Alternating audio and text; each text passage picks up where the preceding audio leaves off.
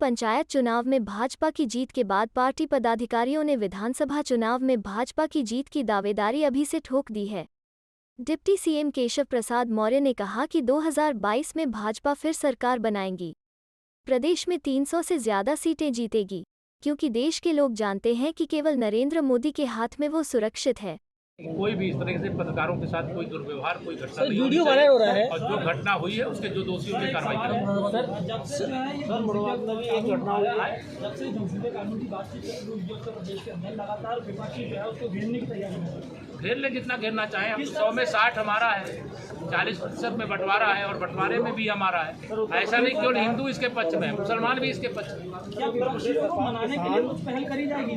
हम मनाने के लिए पहल इसलिए नहीं करेंगे कि मनाने के लिए कोई इसका विषय नहीं कि ये कोई ऐसा विषय है जिसमें हम उनको मनाए कि मान जाओ देवता। वो विरोध करना उनका लक्ष्य है, वो करते रहते। सर 22 में आपकी सरकार अगर दोबारा आती है तो सीएम पद के योगी जी रहेंगे या फिर आप? शब्द का प्रयोग नहीं करिए कि आती है, आएगी ही। तो सर सीएम का चेहरा कौन रहे? भारतीय जनता पार्टी के मुख्यमंत्री हमारे आदरणीय योगी आदित्यनाथ जी हैं। लोगों से मैं इतना कहना चाहूँगा, उनके नाम से घबराए। उन्होंने देश के बलिदानी सपूतों, होनहार पदक विजेता और आईएएस टॉपर के नाम से अलग अलग सड़कों के निर्माण कराने को कहा। रविवार को मुरादाबाद में डिप्टी सीएम ने मंडल के 5 जिलों में 6 अरब की सड़कों का लोकार्पण और शिलान्यास भी किया। उन्होंने कहा कि आज प्रदेश में विकास की गंगा बह रही है, जिसके लिए मोदी सरकार का श्रेय जाता है और मुख्यमंत्री योगी ने विकास योजनाओं के आगे का रास्ता तैयार किया। कहा कि पहले सड़कों का निर्माण कागजों में होता था, सड़कें गायब हो जाती थी पर सड़क बनती है। विपक्ष पर निशाना साधते हुए कहा कि पहले भ्रष्टाचार कायम था, सपा बसपा में भर्तियां पैसे से हुई पर अब भाजपा ने 4 लाख भर्तियां हो चुकी है। भ्रष्टाचार की बात कहीं नहीं है। कांग्रेस में राजीव गांधी ने 1 रुपये में 15 पैसे लोगों तक पहुंचने की बात कही थी, पर 85 पैसा भी विकास पर खर्च हो रहा है। डिप्टी सीएम ने देश की रक्षा और सुरक्षा के बलिदानियों के लिए जय हिंद वीर पथ, 10वीं और 12वीं के टॉप 20 होनहारों के लिए एपीजे पथ, खेल में पदक विजेता के नाम मेजर ध्यानचंद विजय और आईएएस टॉपर के लिए विवेकानंद के नाम से सड़क योजना का नाम देने की घोषणा की। डिप्टी सीएम ने सोनितपुर रेलवे ब्रिज और समेत अन्य पुलों का काम 2022 से पहले पूरा करने को कहा। साथ ही जिन योजनाओं का शिलान्यास व लोकार्पण हुआ, विरोधियों पर कटाक्ष करते बोले कि वो 25 साल और रहेंगे। आचार संहिता के अंतिम दिन तक कड़े फैसले लेने से पीछे नहीं हटेंगे। डिप्टी सीएम ने कार्यकर्ताओं का हौसला बुलंद करते हुए कहा कि अधिकारी किसी भी कार्यकर्ता को डिप्टी सीएम से कम न समझे। बोले कि वो कुछ कार्यकर्ताओं के घर भी जाएंगे। कार्यक्रम की शुरुआत और समापन जय श्रीराम के उद्घोष के साथ किया। सर्किट हाउस में हुए कार्यक्रम में डिप्टी सीएम करीब 1 घंटे की देरी से पहुंचे। सर्किट हाउस में बने पंडाल में बड़ा मंच तैयार किया गया।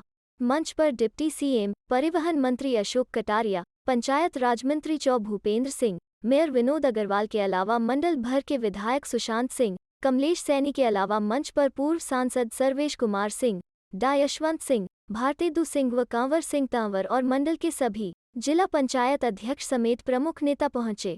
कम लग रहा है उसके बारे में? जितना खजाने में आता जाएगा वो पूरा का पूरा रिटर्न में जिनको हक मिलना चाहिए उन तक पहुँचाया जाए। जो कमी उसको दूर कर रहे हैं लगातार। और आपने हमारे सरकार के कार्यकाल जो 4 साल से थोड़ा ज़्यादा हुआ है और 15 साल हुआ भतीजे और उनके अखिलेश जी, उनके पिताजी और मायावती जी की सरकार का कार्यकाल देखेंगे, बहुत बड़ा अंतर नजर आएगा। बहुत सुधार हुआ है, हो रहा है और अच्छा सुधार करके देखेंगे।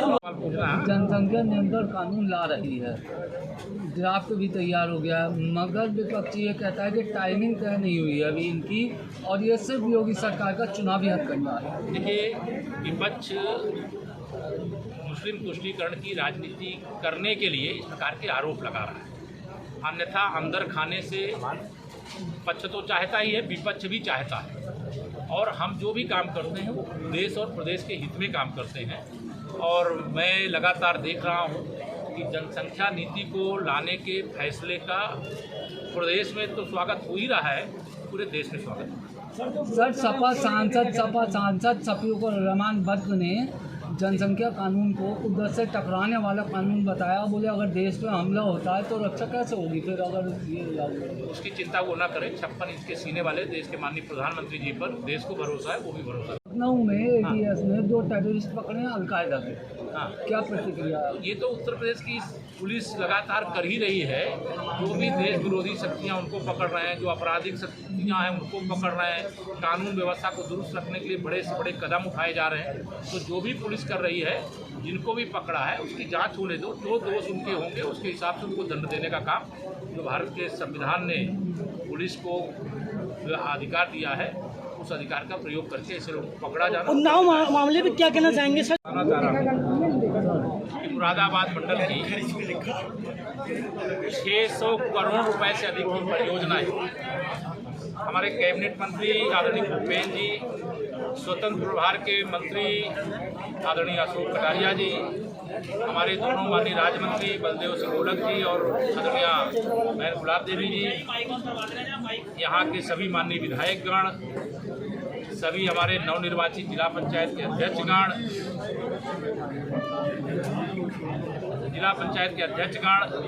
यहाँ के मेयर साहब, नगर पालिका अध्यक्ष, सबके उपस्थिति में आज लोकार्पण और शिलान्यास का कार्यक्रम किया गया। हमारा लक्ष्य है कि हम विकास की जो गंगा है वह तीव्र गति से पूरे प्रदेश में मुरादाबाद मंडल से बहती रहे। मुरादाबाद का प्रदेश सरकार की नज़र में बहुत महत्व है। देश और प्रदेश के राजस्व में एक बड़ा योगदान है। मुरादाबाद का व्यापक विकास की कार्य योजना काफ़ी कुछ बनी है, काफ़ी कुछ बन रही है, बहुत सारे काम हो रहे हैं, उनको हम लोग आगे बढ़ाते हैं।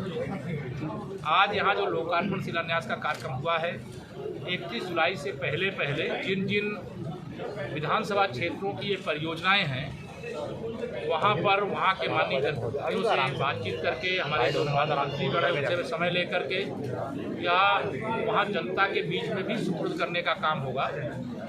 कोविड के जो प्रोटोकॉल है उसके कारण सभी स्थानों से लोगों को ज़्यादा बुलाया नहीं जा सकता है, इसलिए स्थानीय स्तर पर भी कार्यक्रम करने के निर्देश दिए गए।